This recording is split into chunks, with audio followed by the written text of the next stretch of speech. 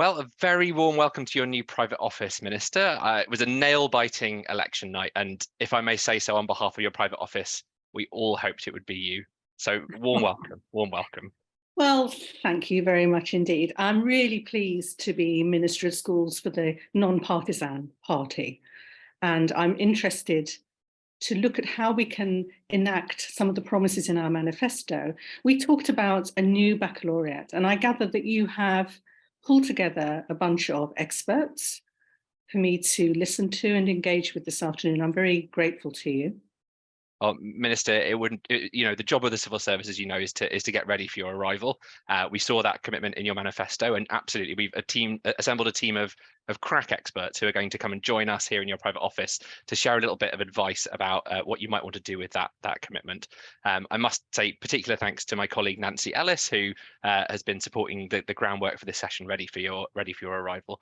So yes, without further ado, obviously, your private office is yours. We can change the decor, we can change the paint, we can change your diary secretary, whatever you need, but that's probably for another day. So today we're going to be focusing on the baccalaureate. So I know that we've got this team waiting in your ministerial waiting room. So if you're happy, we'll show the first guest in. Now, before we do, if I could just say to you, as you know, I do have a very young niece, Natalie, and she has additional learning needs. She's particularly interested in the arts, in design technology. So I'm very keen to see what we can do that might help my niece. Thank you very much. Thank you. So could you ask Bill Lucas in from the waiting room, please?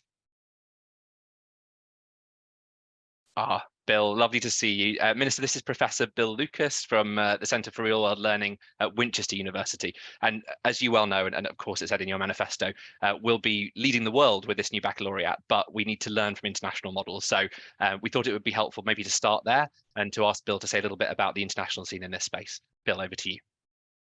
Minister, it's a pleasure to re-meet you. I remember when you were a younger head teacher, and it's absolutely wonderful to have a distinguished past colleague in this very important role. Just forgive me for a second. I prepared a briefing for you, so I'm just going to share my screen, and hopefully that'll come through to others. Let me just minimize a few things, get them in the right place. Check with my civil servant colleague that he can see it. Splendid. Well, what I'd like to do, Minister, is just to take you on a tour of some of the promising practices across the world in the hope that it might stimulate your what we know to be your existing interest in this area. Now, personally, I'm not sure whether baccalaureate is the right name or not, but the idea behind it, I'm convinced, is really helpful to us. And I want to start just by reminding us, that the President of our own Royal Society and many others feel that the current offer we make here in England is distinctly narrow. It doesn't nourish the full range of young people, certainly not your niece. And I want to remind you and indeed other colleagues who are able to watch this from other places in the world, and it's a delight to see that we have friends from all over the world, notice particularly in Canada online now, that we can't separate out what we might think of as the curriculum content of a baccalaureate from the other issues. So the way we teach it and learn it, the pedagogy, the way we assess it, and of course the individual, here's your niece, the progression that they would be making through these things. And the headlines of what I want to say are that countries which are taking this seriously and states are beginning to cluster subjects together into things that they might call dispositions or competencies. That there are a range of new entrants into the curriculum that we need to be mindful of, obviously to do with digital and financial and other areas, that we're increasingly not just seeing subjects in boxes, but seeing their connections, seeing the web and weft of the curriculum, that we have to go deeper. Simply skittering over the surface is no longer an option. And of course, we have to prepare young people for a much longer life, for a 100-year life, if you're born in the developed world right now, and for a range of different career options throughout your life, and of course, to be a good citizen. There are a couple of international examples I'd like to just place before you, Minister. You may have seen this already as you prepared for the role. This is an earlier version of the OECD 2030 framework, and it reminds us that although historically the Bacc has looked at knowledge and what might be tested, of course it is much broader than that. It's about different kinds of knowledge, it's about a range of skills, and of course it's about some fundamental learner habits and dispositions and attitudes that are going to build success in life. There are two very well-known international models that you might like to draw comfort from in terms of your thinking about the new English Baccalaureate, and they share much in common. They assume that there are some fundamental literacies, and those appear in both of these models at the top of the page. And then they assume also that there are some other things that we want young people to be acquiring. And of course, the big question is, how do they acquire them? Whether they're the 4 C's of creativity, critical thinking, communication, and collaboration, or as I and my colleagues in Rethinking Assessment call them, the 3 C's. We've combined creativity and critical thinking, as has PISA, by the way. Minister, it's a great shame that England wasn't part of the PISA Creative Thinking 2022 test.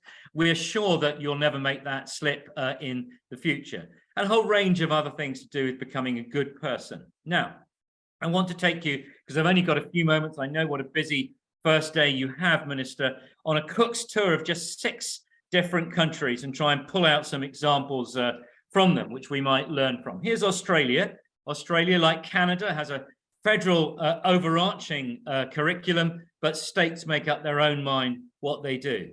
And you'll see web and weft here that there are some of the traditional subjects in the vertical axis, and then some really important things that might feature in every baccalaureate on the horizontal axis, and then some key national priorities. And just to pull out some of the things that are of interest here, 2 states here offering different kinds of extended project, a bit like our higher project qualification or extended project qualification, Minister.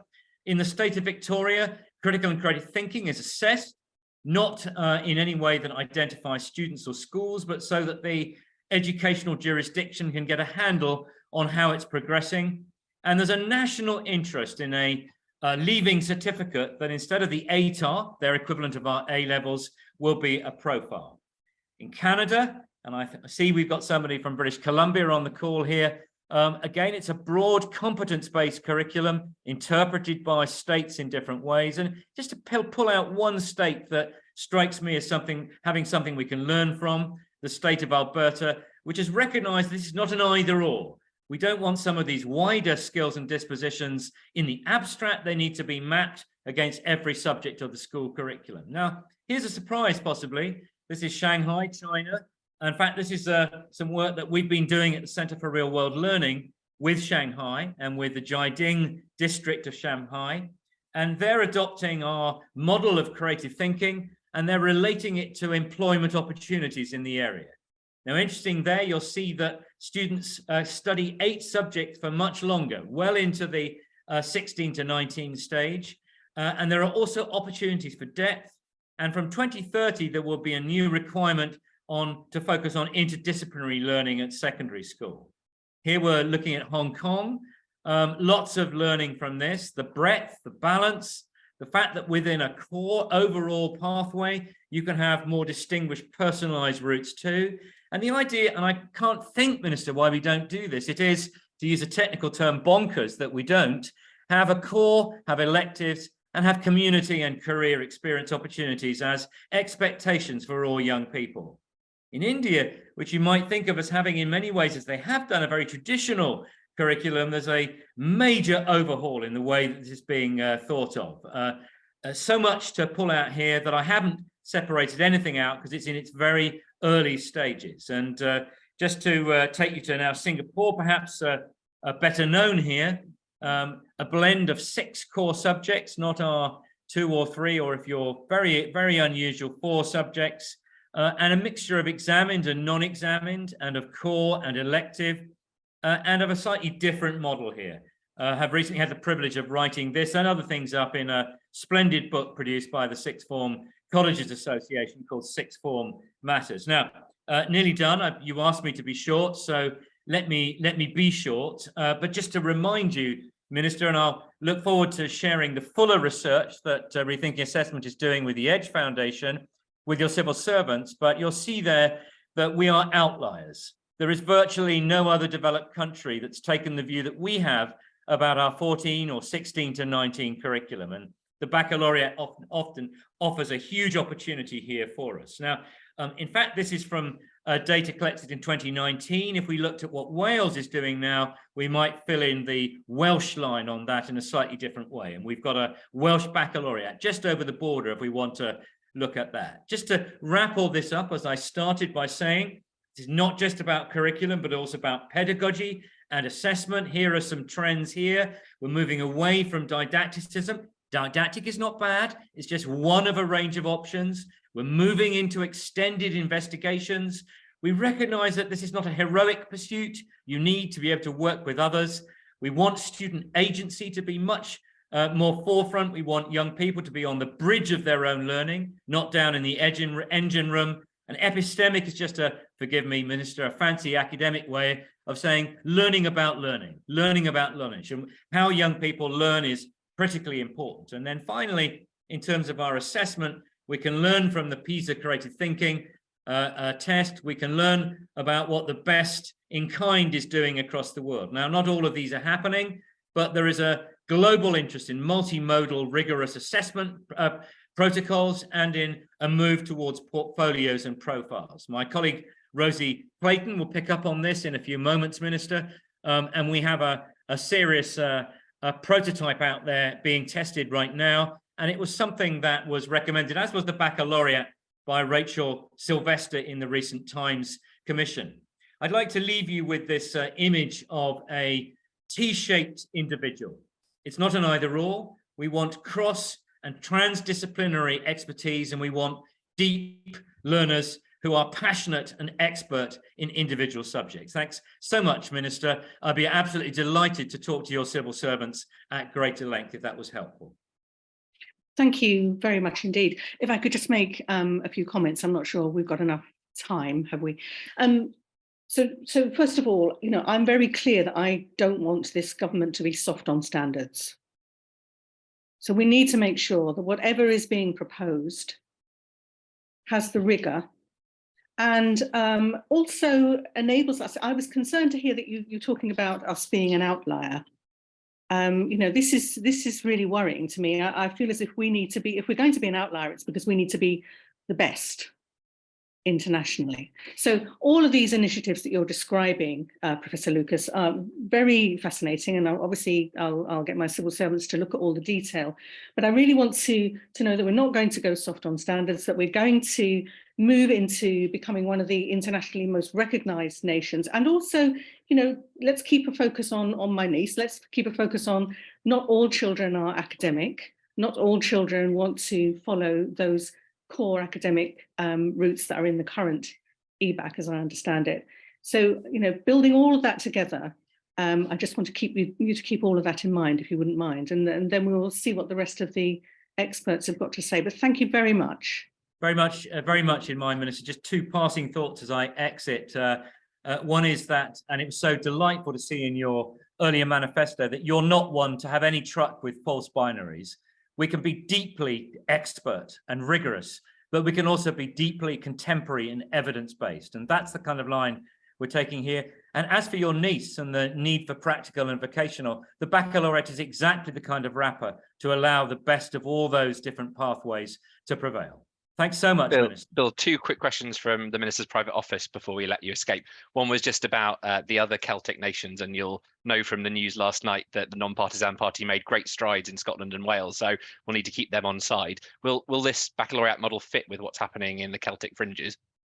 Absolutely. Of course, I would be careful about the phrase Celtic fringes, if you'll forgive me, but absolutely. And I think there's a great opportunity in this wonderful non-partisanship way to remind us that we're actually a nation of 4 countries, and we should learn from the very best in each of those nations.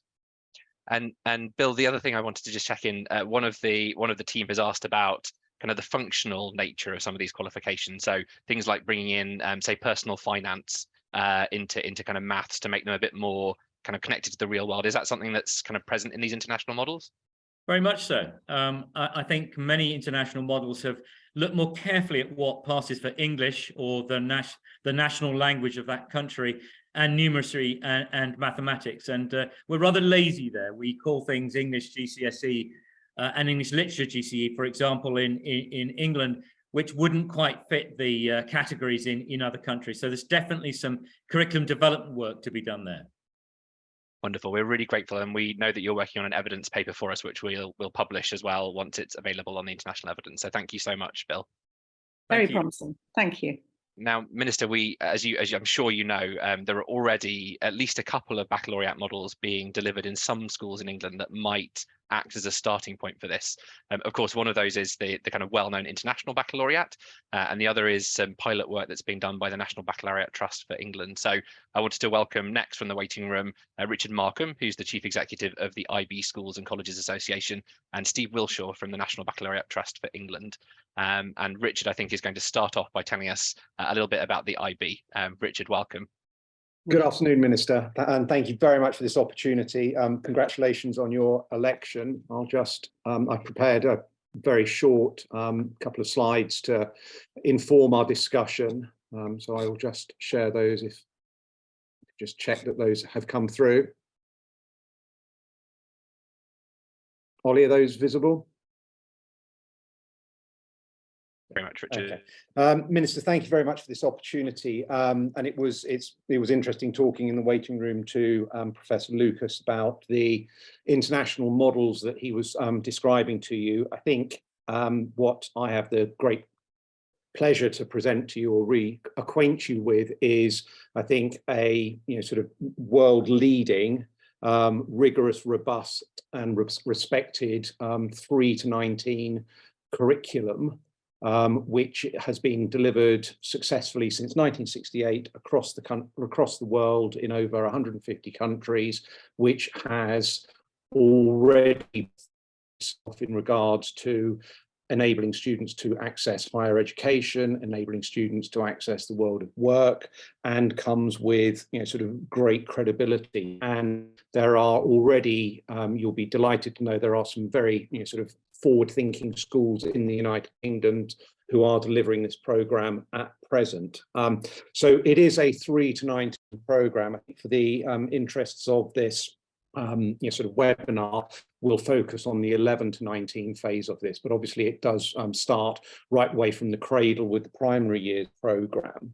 And I think hopefully what this image shows you gives you some idea about the sort of the different programs for the different age groups, but also hopefully some of the unifying features of it so that it can truly be called coherent. And I think that the key thing that sort of links this is really 4 foundations.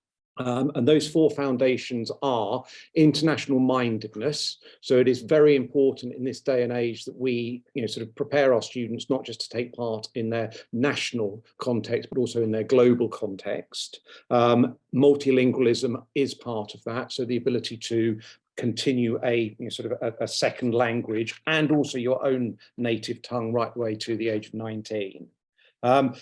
The second sort of pillar is the IB learner profile, slightly different from the Rethinking Assessments learner profile. The learner profile in respect of the International Baccalaureate is a sort of list of 10 qualities that it is hoped that right away from 3 to 19 students gain confidence in sort of the the use of, become sort of aware of the need for continual learning, develop a love for lifelong learning. And these are attitudinal and cognitive skills, if you like, to go alongside knowledge. So the IB programs are really characterized by the fact that obviously they are dealing with knowledge. No curriculum cannot have knowledge at the heart of it, but it's knowledge, it is skills. But I think what is also important is it is character, it's dispositions. So to have as a stated goal, students who will be caring, I think is very important in this day and age. The third pillar is that it is a broad, balanced, conceptual and a connected curriculum. all of the IB programs have an element of interdisciplinary learning about them. Subjects are not in silos, subjects are connected in a variety of ways and are a set, and the understanding that the student has of the conceptual interconnectedness is tested via a number of means, be that personal project or be that sort of examination or sort of traditional coursework.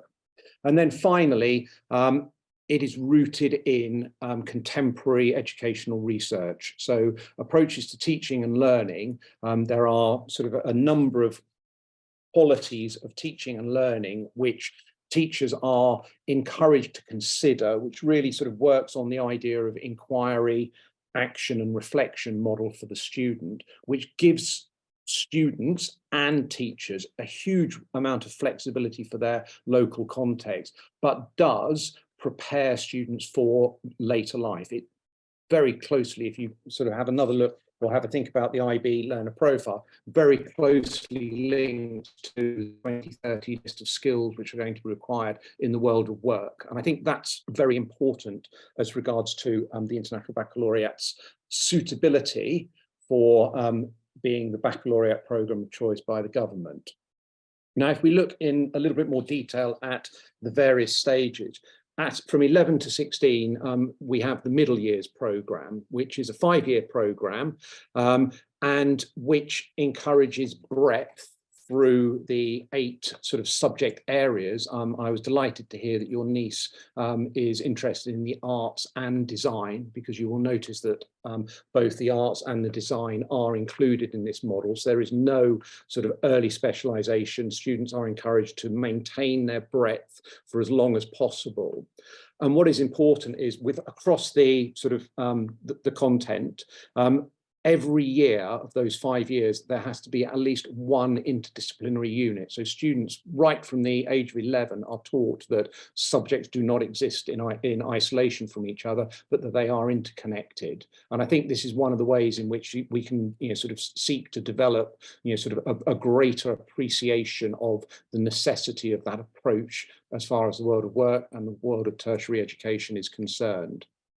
There's also, I would sort of rather sort of mischievously contend, a slightly more advanced approach to assessment than is perhaps the case in GCSE. So students are assessed in traditional sort of examinations. There is also groundbreaking e-assessment, so computer-based tests, but there is also project work, and students are sort of tested at the end of their 3rd year of the 5 with a community project, which is collaborative and which has to have a real impact on their local community. And then at the end of the 5 years, they are tested with a personal project. And that personal project gives them the opportunity to undertake what sort of would probably be linked to the extended project qualification at level 2, and this idea of something that they are interested in, that they feel that they have something to say about, and which they are prepared to research.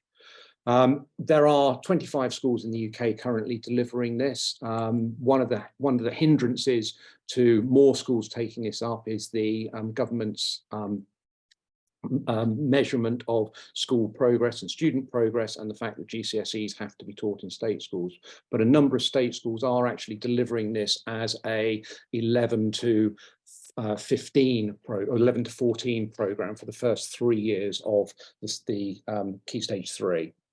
And then we move into the 6th form, and in the 6th form there are, so from 16 to 19, there are 2 programs. One which you might consider to be an academic, one which you might see as being vocational. But I think that rather sort of binary description misses the point a little bit as far as the IB is concerned. This is the the very well known, I would hope, IB diploma program, founded in 1968. Very sort of very good uptake amongst English schools, and English schools are world leaders in terms of the assessment outcomes and the approaches to the IB that they sort of show.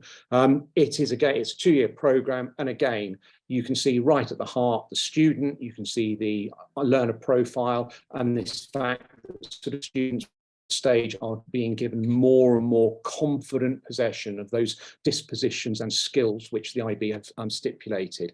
Again, it is broad, it is balanced, it's 6 areas, so you will see that sort of the full breadth is maintained, no narrow specialisation down to 3 subjects. You do 6 subjects, 3 at the equivalent of A level, 3 at the equivalent of the old AS level. You also have to do an extended essay, so you have to do a university level 4,000 word piece of writing on a topic of your choice, and very importantly, the theory of knowledge, which is your interdisciplinary link. And then finally, the vocational version of the 16 to 19 offering is the careers programme. And what this is designed for is prepare students for university if they wish, but also for direct entry into the world of work. And this has been a sort of relatively new development in the IB's portfolio. I'm very proud of the fact that there are 44 schools in the UK. This is one of the leading sort of uptakes of the careers programme in state schools has actually been in the UK. There is an amazing project in Kent where they have seen exceptional outcomes in terms of social mobility by students who've taken this course. And what this does is it blends BTECs, CTECs with IB diploma programme courses, as well as maintaining points such as reflective project, language development, service learning, and sort of packaged with the international mindedness. And I think that sort of it very adeptly fills the gap between the vocational and the academic world. It is a bit of a hybrid sort of academic stroke vocational. So I know that's a very whistle-stop tour, I'm afraid, but if you had any questions. Thank you so much, Richard. I think we're just going to hear from Steve, Minister, before you ask questions, and then you can ask questions of both. Did you want to ask something? Far be it from me, Minister, to stand in the way. Did you have a question? I was just going to make the point that the non-partisan party has talked about reforming GCSEs. So we just need to bear that in mind when we're thinking about what might be the alternatives, but carry on, crack on. Thank you, Minister. Steve, can I ask you in from the waiting room to talk a bit about the National Baccalaureate Trust for England? Yes, thank you very much, Ollie. I'll just share my screen. That's perfect, we can see that. Excellent. Good afternoon, Minister, and congratulations on your election. I'm going to just give you a very quick guide to the National Baccalaureate for England, what we've been thinking about and talking about since we were formed in 2015. Our work is based around 6 core principles, and bearing in mind what you've already told us about your niece Natalie, I just thought I'd tell you what those are. The first one is inclusion, the others are aspiration, challenge, breadth, balance and coherence. And just to read you the statement about inclusion that we put in our proposal, we say that every young person is a valued member of our diverse society on an equal basis and is entitled to be equipped with the knowledge, skills and attributes required to allow them to make the maximum contribution possible. The National Baccalaureate for England is a universal framework providing paths to success and fulfilment for all young people in all educational contexts, including those with additional needs. So we've proposed the National Baccalaureate for England really to build on a lot of the things that Richard has just been telling us about, and to provide the many advantages that the IB offers to the schools that are able to take part in it, to a wider group of schools as far as we can within the context of British schools as they are at the moment. So it's basically 11 to 18, although we could well have a primary version of the baccalaureate. And it's an umbrella award, which we think is very helpful in the sense that it allows schools and the schools minister indeed to adjust assessments and things that go into that umbrella award without necessarily changing the whole nature of what people leave school with. So it takes away some of the focus. People will still be leaving with a baccalaureate. The constituents of that baccalaureate could more easily be changed in future once a baccalaureate is established. That's part of our thinking.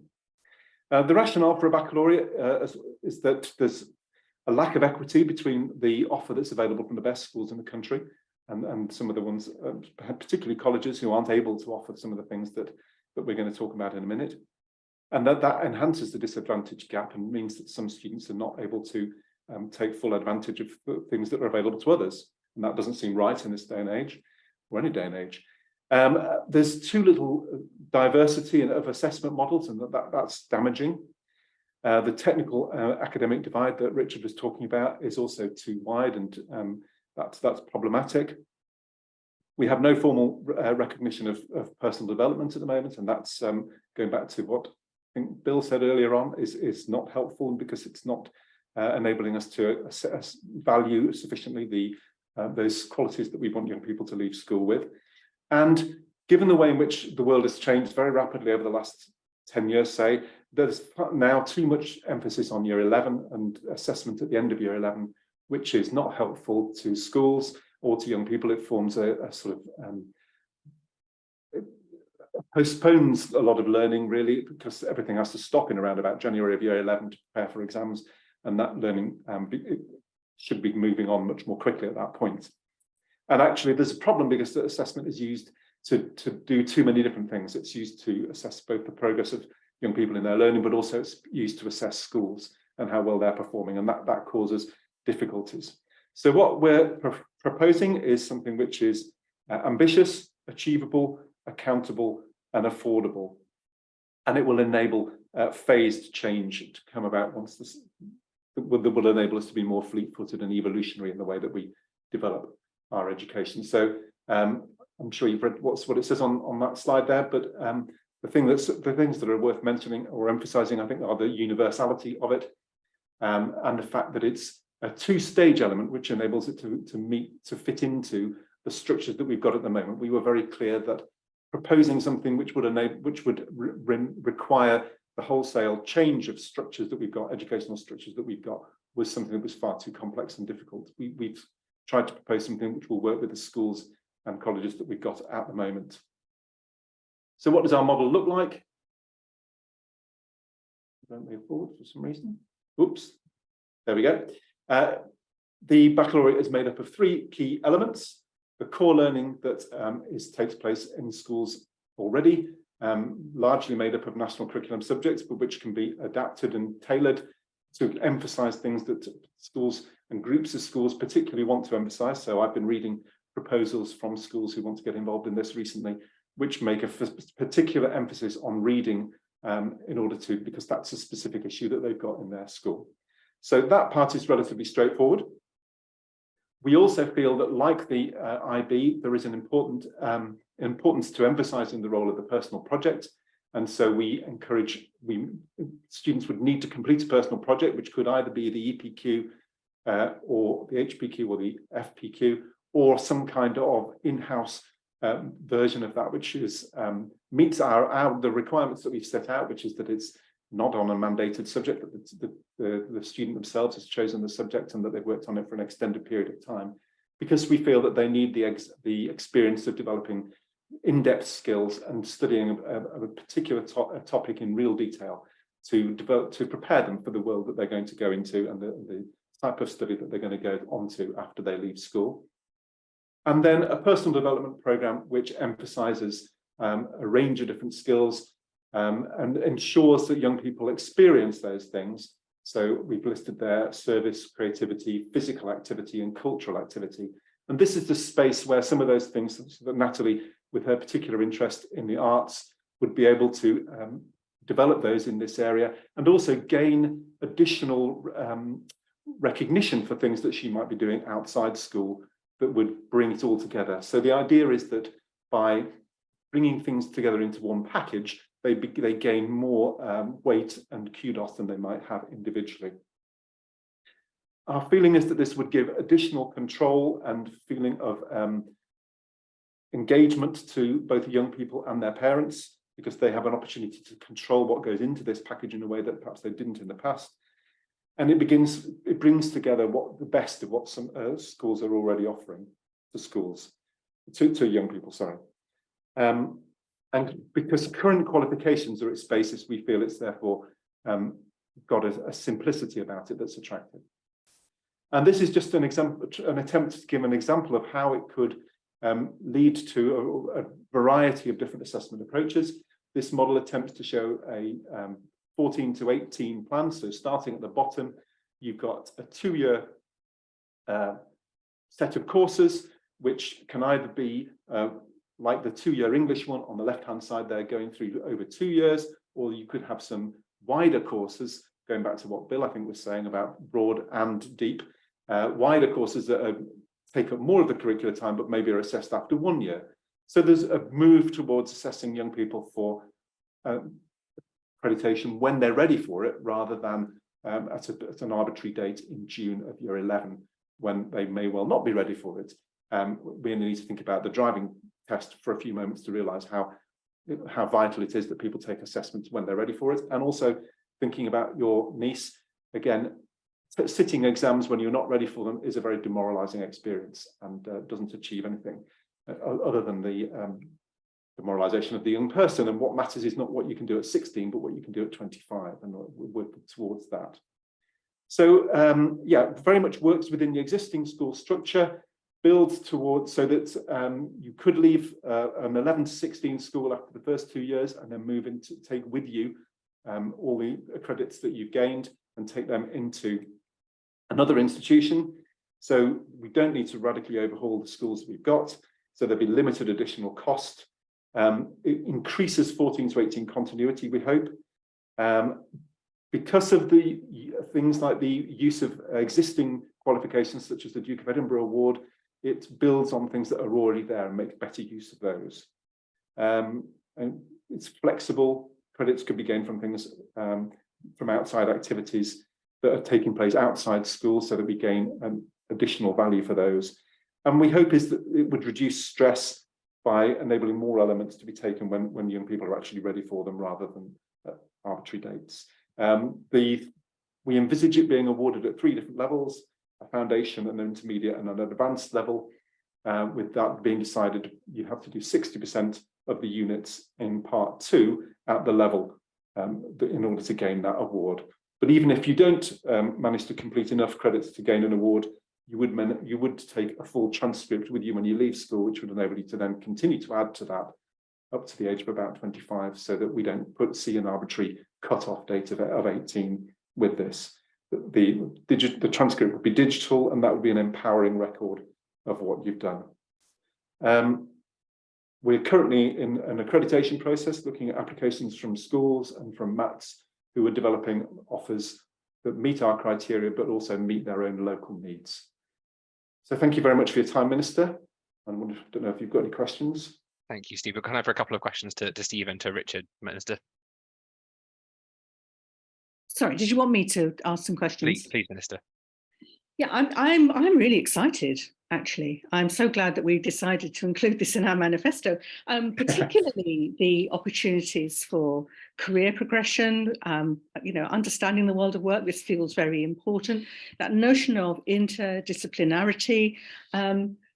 We would still have subject specialist teachers, though, wouldn't we? Even though we're moving to, yes, we would. So we would still have people who are very expert in their particular field.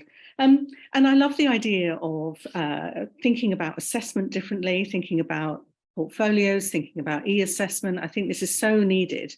Brilliant. Thank you. I mean, we need to carry on. This is excellent stuff. Thank you very much indeed. About that point about interdisciplinarity, which I can't say today, but maybe we could come to Richard and Steve just to clarify how that forms part, that there'll be those specialist subject teachers, but will young people have the opportunity to link those skills together, those subjects together in a way that they might do in the workplace? Richard. Thank you. Yes, well, I mean, I can give you two sort of practical examples. I think in the diploma programme, so 16 to 19 programme, there is actually a specialist course called the Theory of Knowledge, which require students to take what they've learned from their 6 areas and sort of make connections between that, to think about where knowledge comes from, what is at the root of our knowledge, do we actually, is what we actually know true, valid, fair, those sorts of questions. That can be taught by any teacher, so there isn't a specialist teacher. But I think what a number of schools do is actually they use a carousel model and get subject teachers to come in to give their perspective on those sorts of questions. And then I think the other example is within the middle years programme, where there is this sort of annual, at least one interdisciplinary project, and that might well be I mean, I'm thinking, thinking off the top of my head, something like, perhaps, sort of history and English literature, getting together to look at First World War poetry alongside a study of the Great War. I've similarly seen a very exciting project where I looked at space exploration and taking design, mathematics, and the sciences and sort of linking all of those into a SpaceX project, which tried to put a person on the moon. And I think that's, it's that sort of, taking subjects out of their box and applying them to other subjects is so important.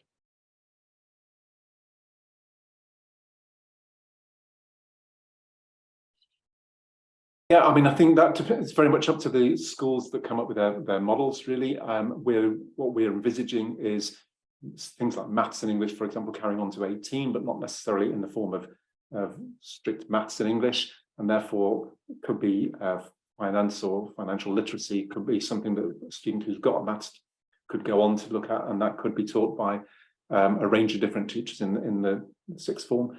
And I think it's very much based on the model that we've got now, really. So there wouldn't be a great deal of change in that regard. Both so much. And Minister, I think that represents kind of two ends of the spectrum of your options. So the kind of National Baccalaureate Trust is iterative, it builds on what's there through to the IB. And I don't think they're mutually exclusive. Perhaps more of both is an option or one working to another. So we should keep that in mind as we work with the policy team. Steve, Richard, thank you so much. Thank you, Minister.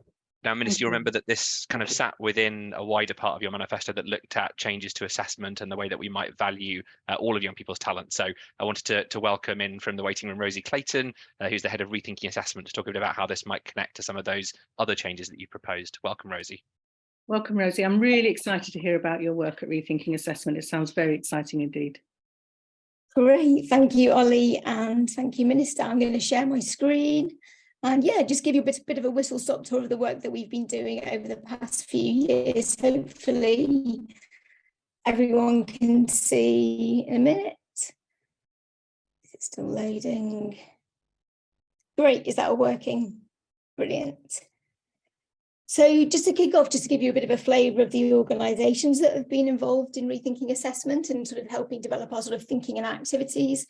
We're very much a sort of broad alliance of both sort of UK-based and international organisations, and it's been fantastic to draw on that breadth of thinking as we've really kind of honed in on how assessment change can be an unlocker of change to the broader kind of curriculum and educational experiences that young people receive. In January this year, we published our sort of blueprint for change, which brought together much of the thinking to date. We outlined quite clearly sort of the case for change and why we needed to think about change in our assessment and education system, as you'll see on the left. We've done a lot of work horizon scanning, like Bill alluded to, looking at promising practices from around the world in terms of new forms of assessment that could be explored and utilised.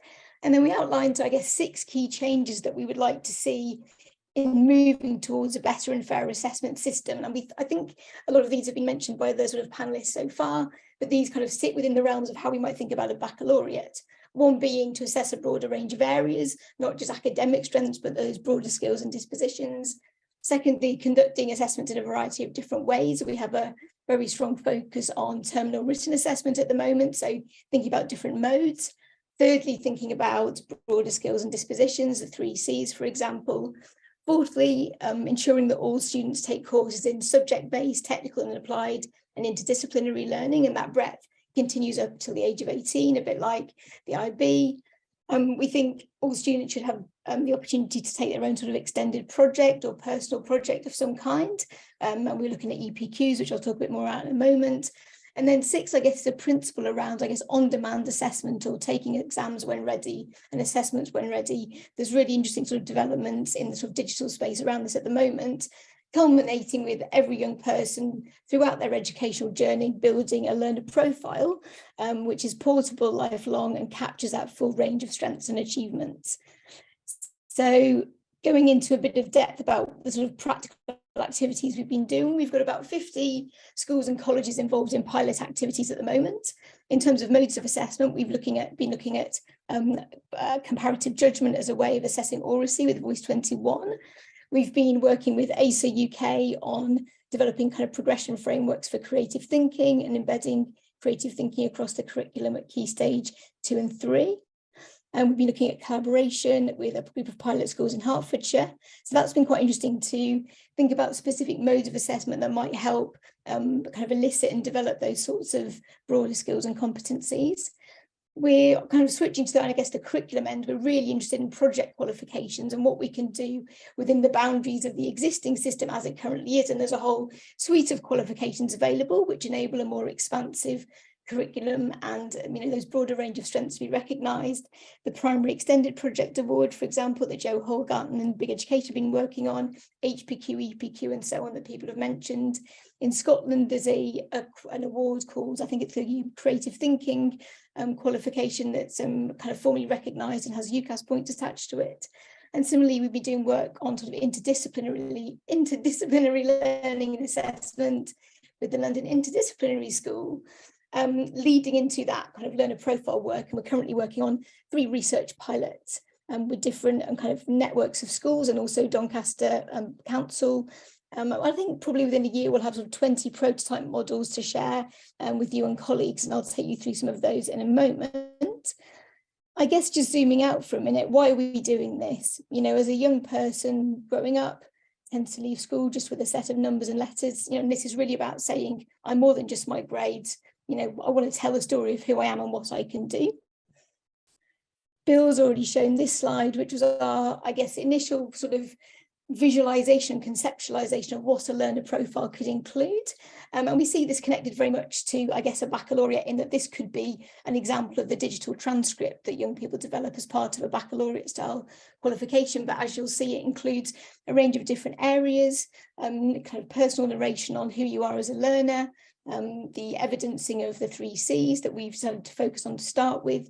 You've obviously got kind of courses and qualifications, that's really important, as well as literacy, numeracy, digital skills and oracy, that personal project, and then a portfolio of work as well, and testimonials. So this was kind of, a good sense of getting the thinking going about, what might this kind of look like, and what could it enable, both as an ongoing record of learning, but also, I guess, an exit credential from education into formal education, into sort of higher education or into employment. This has been supported as a concept by a number of organisations and commissions and inquiries, this being one of them. There's a number of sort of design principles that would underpin a learner profile. So we see it very much as strength-based, it captures and evidences breadth, it's learner-led, it's kind of inclusive. Digital is very important, and we see this as a route to potentially building digital literacies if every young person's building a digital profile. So, and kind of accessibility from a tech perspective is important. And then that portability between education settings and into adult learning and lifelong learning, which is something we're looking at the moment. Opportunities and challenges attached to that as a design principle. So just a few examples of what this looks like in practice in terms of the pilots that we're working on. This is an example learner profile at EYFS and the reception age. So it's been amazing to see that children as young as 4 or 5 are actually building their own profiles. And this example is from Surrey School 360 in London. And this has basically replaced the typical school report. So parents are really involved in reviewing and seeing it. And, it's cut teacher workload actually, because they're not writing lots of reports at the end of the year. Young people are building their own profile with teacher support. So this can be done at, any age or stage of the education system. This is an example from Surrey Square School, which is sort of year 5, year 6. Again, showing that kind of broader breadth. So you've got sort of progress in literacy and numeracy, but you've also got narration around the core values that a learner wants to sort of evidence, or a pupil evidences, and then kind of subjects and dispositions like teamwork and oracy, which is what they value in particular. So, another example of what this can look like at the primary setting. Moving into up the age range, we've developed sort of prototype models for sort of Key Stage 3. Here's one. Worth mentioning, we're using, this is getting a bit techie, but we're building our prototypes in Google Sites at the moment because we think that's quite an accessible way to start. But I'll show in a minute, there are other sort of platforms available that you could consider if you're thinking about sort of national rollout of something like this. This is a sort of, for a slightly older learner, building on the Harriet Smith earlier visualization. So yeah, with lots of different models, and we would imagine that every learner profile would have a series of, I guess, core mandatory components, but then schools will absolutely, and learners themselves indeed, customise this to their own context, interests and settings. And lots of the feedback that we're getting is this is proving to be a very useful tool for careers information, advice and guidance, particularly for older students as they're thinking about what their next steps might be in terms of progression. These are just some of the other platforms that schools within our network are using for their pilot. So Global Bridge is one, Story is another, do kind of similar things, but yeah, I'd again sort of allow that for that broader evidencing. But yeah, there's lots of technological solutions out there and up and running within the system currently. We also see the learner profile as a really important way of connecting learning that goes on inside of schools and colleges and outside. So here are a list of the types of learning activities or experiences that you could evidence within a learner profile. This slide, I think, sort of says pretty much the same kind of thing, but yeah, that sort of breadth of learning really, is important to be sort of demonstrated. Lots of different skills and capabilities that could be sort of developed and evidenced. Here are a few frameworks just to throw a few out there. We've developed one for creative thinking, which I mentioned earlier, and looking at sort of what that progression looks like. We're also really interested in how learning could be sort of accredited or validated within a profile. So the profile itself wouldn't be, I guess, a mandatory sort of a national qualification, but you could have different types of organizations and different levels of validation within the profile. And here's just an example of some options.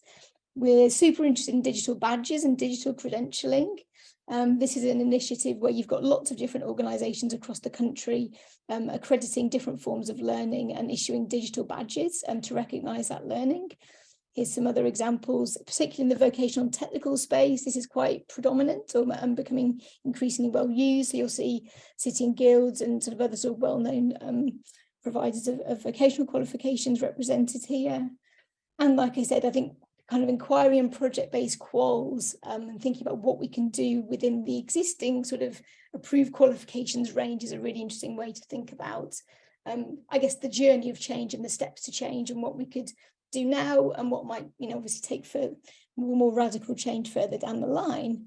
Yeah, so I think that is everything from me for now. But yeah, just to reiterate, those are the sort of 6 key principles I think we would advocate for at this stage. And yeah, excited to connect this all into the baccalaureate.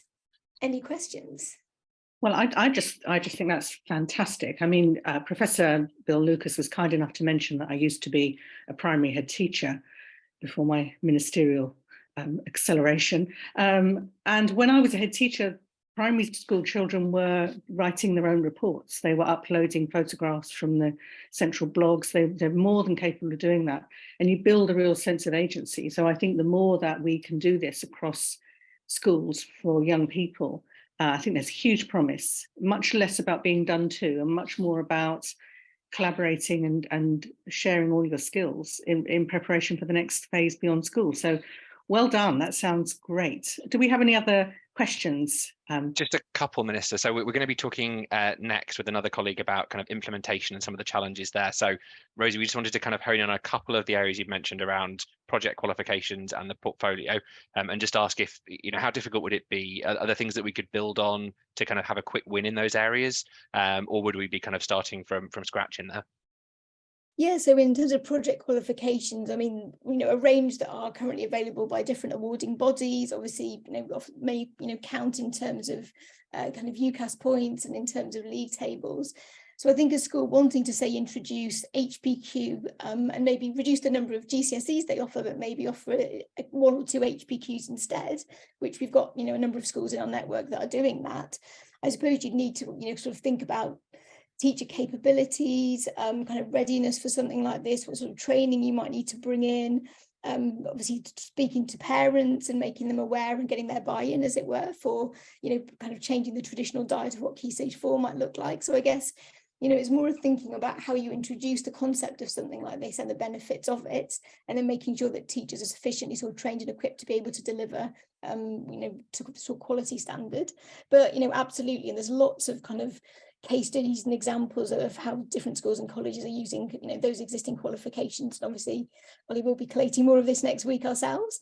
In terms of the kind of profile or portfolio and the digital implementation, I think, it's been really heartening for us to see how teachers are kind of doing this already themselves, using either Google or Microsoft software. So some of the tech solutions are quite straightforward. If you have obviously an element of digital literacy as a teacher. So I think, lots of easy entry points into this. Obviously, more technical systems are going to require more onboarding and training. But yeah, there's good routes in. The big sort of technical question is around portability between settings. But that's, for tech experts to have a look at if this ever became a national policy. And I think our teaching profession is so amazing. And we can certainly rely on our excellent colleagues at the Chartered College of Teaching to support with training and development, sharing of ideas, collaboration. So, we mustn't let that hold us back. Thank you very much. Totally agree, Minister. And one last question, Rosie. So obviously, as a former teacher, we're hoping that the Minister will get a standing ovation at the teaching conferences this year. So we want to make sure we've got the teaching profession on board. Some of these things sound like they might be extra work, I guess, just to set up. I wanted to just see how, from your pilot work with schools, how well they've been received by the kind of busy teaching workforce. Yeah, I think different schools are at different levels of readiness, but I think some of the benefits and the feedback that we're hearing from teachers is that it's been worthwhile, certainly with the work that we're doing on kind of creative thinking and learner profile development.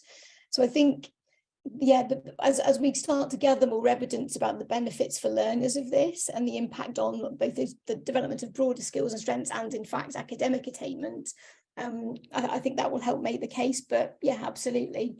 I think easy starting points, but yeah, you need to build out time in the curriculum and think about timetabling and practical things like this for implementation.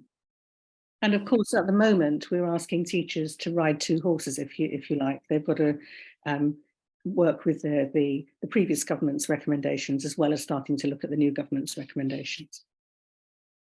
Rosie, thank you so much. And we're going to turn to that question of implementation now, Minister, and welcome Tom Richmond, who's the director of the EDSK think tank, to help us think through some of those knotty issues. Tom. Congratulations on your recent stunning victory in an election. So you've just had a set of wonderful and, as you said yourself, very exciting set of presentations. I've been given the rather unenviable task of talking to you about the slightly less glamorous, but nonetheless very important side of what needs to come next, potentially, with all of your work. And I've tried to pick out three big challenges that I think is worth having a think about at this stage and as your plans progress. And the first challenge is simply a question of priorities. Your baccalaureate was in your manifesto, so we're very happy to support you in delivering this particular goal. However, you have just seen a whole wave of teacher strikes and head teacher strikes across the country. We have a desperate shortage of funding going into schools. We have a desperate shortage of teachers in schools at the moment, not just getting new ones into schools, but also keeping hold of the ones that we already have. So in your list of priorities, where does your baccalaureate plan sit? It'll be very useful for us as civil servants, but also useful for you to think about potentially as well. We don't know if there's going to be any more funding forthcoming for either your baccalaureate plans or anything else. So given that things are pretty tight and quite limited, where would you like us as a department to support you with a baccalaureate? The second challenge, I think, is around the teaching and leading profession that we have in our schools and colleges in terms of where they are now. The pandemic was very draining on everybody involved in education. We saw some absolutely miraculous things being done by schools and colleges around the country to keep the system going during what is one of the most historically turbulent times we've ever seen in our education system. But it did come at a cost to people's energy levels. It came at a cost to their ability to find new energy to put into new initiatives. Really, it was about holding the system together. COVID catch-up is not over. It's another thing to think about. So in terms of your baccalaureate, do you want us as a department to focus on helping kids catch up when we've lost in the pandemic? Or do you want us to be more forward-looking with the baccalaureate? Or do you want us to do both at the same time? Our exam system, of course, has only just got back on its feet. You've heard about some of the ideas that are already out there in terms of how you could reform the assessment system. So how much do you want to just work with what you've got for now? And how much do you want to push ahead with changes in the very near future instead? And that, of course, comes to the question that Ollie has already raised around timescales. There is a question around what you want that baccalaureate to look like, which is a very important and legitimate question for you to pose to us. But then there's the question of how quickly you want to try and get there. And I think that's definitely worth thinking about too. And a third challenge I would pose is a bit of a strange one and hard to quantify, but it's to do with the affection that we have for existing qualifications. And that might sound like a strange word, given that there are a lot of critics out there of GCSEs and A-levels, and indeed many other parts of our current system. But A-levels were created in 1951. GCSEs were first examined in 1988. Irrespective of whether they're the right or wrong qualifications for now, there are a lot of people who use them. There are a lot of people who are attached to them, and there's a lot of people who understand them as well. As we've seen in recent years with things like T-levels, a brand new vocational qualification for 16 to 19-year-olds, when something new comes along, it can sometimes struggle for that recognition, for that credibility, and for that trust that people place in qualifications that already exist now. That is no way of saying that a baccalaureate is the wrong thing to do at all. However, it does suggest that when you're thinking about what your plans might look like and how many of the previous presentations you've seen you want to try and build on and over what timescales, it is worth bearing in mind that parents and pupils and employers and indeed policymakers and politicians do like stability a lot of the time. And if they do need to change to a new system, we have to work doubly hard as a department to change their mind in terms of showing them that what is new is better rather than just change for change's sake, and that we won't be having to have the same conversations in 10 years' time, because whatever decisions you make were the right ones and you bring people with you rather than fighting against the system instead. So my challenges are the priorities in terms of where the baccalaureate sits, the appetite we have for reform within the teaching profession right now, and also what are we going to do about the people who use and value the existing qualifications. And I'll leave it there for now, Minister. Well, that's certainly a range of challenges, and I will be looking to our civil servants to advise me on how we meet all of those. But I would respond like this. I would say our young people deserve the best. And we are seeing at the moment that a section of our society, a section of our young people are being failed by the current system. So we need to do something about it. I don't think it's enough to say, well, everybody's busy and everybody's exhausted, so therefore we'll just leave things as they are. And everybody knows the current exam system, and everybody can remember, well, I can remember Maureen Lipman and the BT advert about ologies, you know, so there is a sense that the system is stuck. I think because the system is stuck, it deserves to be looked at. I think the teaching profession, essentially, they want to be listened to, they want to be valued. Attrition from the profession is due to the fact that there's not enough, I think, care given to really recognising the hard work of our teaching profession. I, as a minister, would work very hard to work with the profession, to listen to the profession, to take people with us on the journey. And I think enabling our young people to have a better opportunity to show their skills, the full breadth of their skills. If I go back to my niece, you know, when she passed that ballet exam that she did, that was a huge achievement for her. Who's ever going to notice that at the moment? Nobody. So I think it's that idea of building a digital profile, it sort of fits with the TikTok generation. You know, young people want to be able to share what they're doing on a daily basis, even sometimes on an hourly basis. So I think there would be, if we got it right, there could be a real appetite for showing our learning in a broader way. So, I mean, obviously, I will leave the civil servants to work out all of the difficulties and all of the details, but I think in principle, we deserve to do the best thing we can for all our children. Thank you. From our time on the other side, there's quite a lot of pressure from number 10 on this, so they're looking for some quick wins, and we've touched a little bit on potentially expanding existing qualifications like the extended project qualification, but I wondered if you had any other thoughts on things that we could do that wouldn't take a huge amount of effort to start the ball rolling in this space. Yes, indeed. I think one of the areas that you can make some very quick progress in is by demonstrating to the teaching profession what you value. And we see a lot of that in the current accountability system, the way that we measure the performance of schools and the way that we articulate what a good performance and a bad performance might look like. That can be changed very quickly, and it's something that you don't need to wait, 6, 7, 8 years to design a whole brand new suite of qualifications for. The signals that you send out through the accountability system in terms of what you value as a government is very powerful, and it is very clearly visible across the whole sort of primary and secondary school and indeed college system as well. So if you're looking for some quick wins, Minister, I'd be thinking about saying to the sector very, very clearly what you value, and then showing that through the way that you're going to look at the performance of schools and what they are delivering for children and young people. Thank you. And I think, you know, one of those measures that we could look at is how effective is the school at supporting youngsters with additional needs? Because that should be the indicator of the highest quality school. The school that can support every learner, regardless of diversity, has to be a great school. So I completely agree with you. There are things that we could do straight away, and I look forward to your support in developing those. Around rethinking accountability. That's a theme that Rethinking Assessment and the Edge Foundation are going to be doing some work on in the next couple of months. Hopefully we can bring some of that back to the Minister. One of the other areas that's come up a few times, Tom, is the Welsh Baccalaureate and some support around kind of whether that, again, this might be less palatable to number 10, but whether that could be something that we could simply bring across the border and use as the foundation here. And what's your take on the Welsh Bac and whether there's a kind of potential foundation there? There's always potential to learn from other countries, and indeed we can put together, Minister, as Bill Lucas already showing, a whole range of different examples of what is out there. There's always, for me, I think, a question of you trying to make something that's right for every individual country. So each country brings its own culture and its own values and the purpose of education and what it's trying to achieve. So it's quite hard to say this country has done something, therefore we should kind of bring it across. But that doesn't mean to say there aren't things we can learn around, particularly around digital skills. There's obviously a very strong push in the new Welsh curriculum to try and enhance young people's digital skills. There's a lot of appetite for change in that regard in this country too. So yes, learning from other countries. We'll always need to come up with a slightly different answer to make sure it fits the current school and college system we have.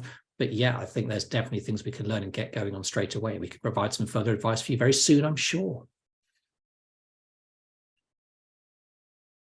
Question is the kind of question of, well, interdisciplinary learning, which I'm now able to say, but also kind of this question about the kind of the binary distinction between kind of academic and vocational, if it's okay to use those terms, when young people should make a choice, whether they should have to make a choice, whether they should be able to blend things from 14.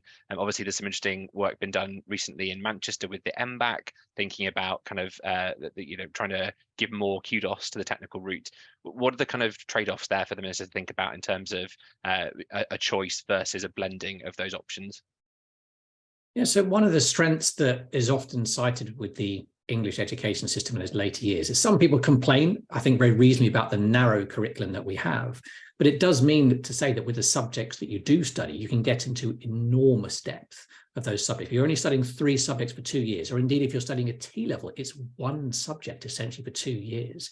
Just think about the depth of knowledge and understanding that you can get to in that level. And of course, we have very unusually a university system that also allows you to study 1 subject in considerable depth.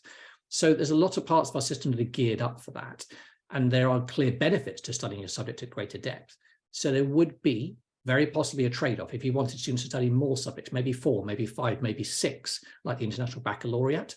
It is probable that you would have to have some degree of content being removed from those subjects to make sure you get to that same curriculum time. Again, bearing in mind there are funding constraints, but also achieving some of your wider goals. Again, there's no right or wrong answer there. There is a lot about what you value as a minister and what you value as a government that will then show through in terms of the decisions that you make. So there's clearly exciting potential in there as well, but there will inevitably be some trade-offs in terms of how many subjects students study, what depth they get to, what depth of knowledge they then acquire, and indeed what additional skills you can then bring into each subject. But there is, I think, a lot of opportunities there as well as risks. But there is also the fact that learning is all about making connections. And if we were to have a much broader system, then building those connections between subjects would be something that would be much more natural. So there are benefits, aren't there, as well as disadvantages.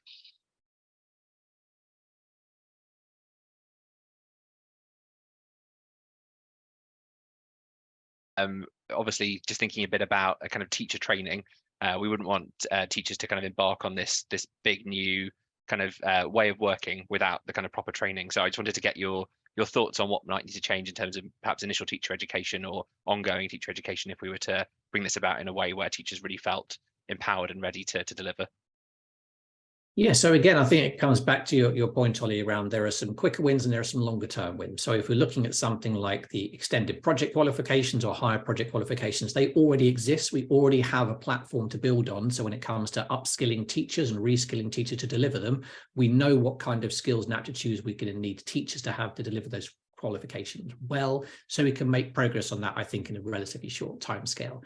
If, however, you're talking about maybe switching from 3 subjects, 16 to 18 for those on an academic pathway, out to 6 subjects, then clearly if you're going to bring in more interdisciplinary learning, more collaborative projects, then teachers may not have had that as part of their teacher training. I'd all perhaps pointed towards the Chartered College of Teaching, who apparently know quite a lot about these sorts of things as well, that they understand that teachers, having gone through the system, they need to keep being upskilled as they get further on, but finding the opportunity to do that, thinking about what that might look like, that will need to be part of our plan, rather than just saying to teachers, here's new qualification, good luck with it, where they just won't feel supported and they'll get very nervous, I suspect. So yeah, some opportunities there for sure. Wonderful. Well, huge thanks to all of our experts. I'm going to invite Alison to step out of character now. I would say that was the shortest ministerial career, but I don't think that's necessarily true over the last few years. No, probably not. But you did a fantastic job. And Alison, I just wanted to come to you in your everyday role, leading the Charter College, just to give us any reflections on that. That kind of, we've covered a lot of ground, but I didn't know if there's anything you wanted to share, just by way of kind of overall reflections on what you heard. Well, only to say that you know, politicians have a very difficult job. I've always thought if I was ever a Minister of Education or Secretary of State for Education, my goodness me, what a challenge it would be. So thank you very much for giving me the chance to do that for once and step back into a relative obscurity. But I think the debate is very important to have. And I think there were some really fundamental issues that we covered there. And essentially, you know, the balance we have to have is what's best for our young people. That has to be the motivating force for change, it strikes me.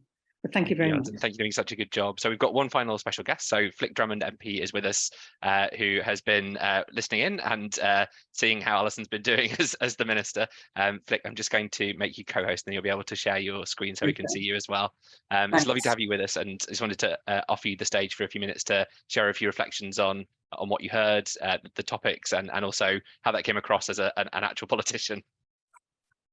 Well, thank you very much. I thought it was an absolutely brilliant format. I was quite envious of Alison, actually. I'd quite like to have been in her position, but it was extremely good. And I was worried that we were speaking to the converted, but actually from the chat, there were definitely some challenging questions there. I think every time a question came up, the speaker actually answered it as part of their bit anyway.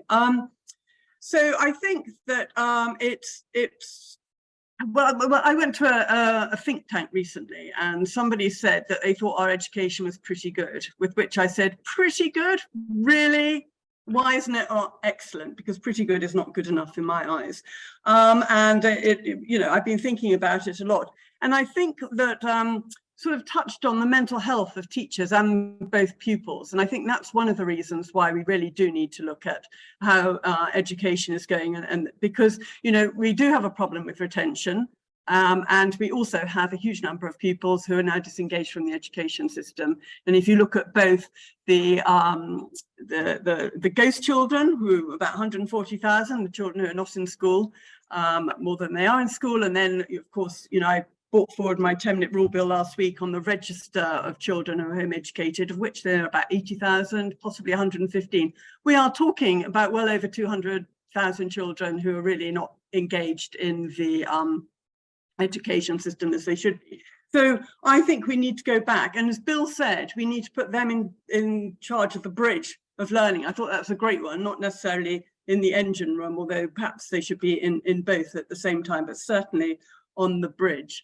And the IB is, I think, is a very interesting concept. I've always, I think you, Ollie, mentioned it too, whether it should be called the Baccalaureate or was it Bill? I think we should be trying to find our own term for it and create our own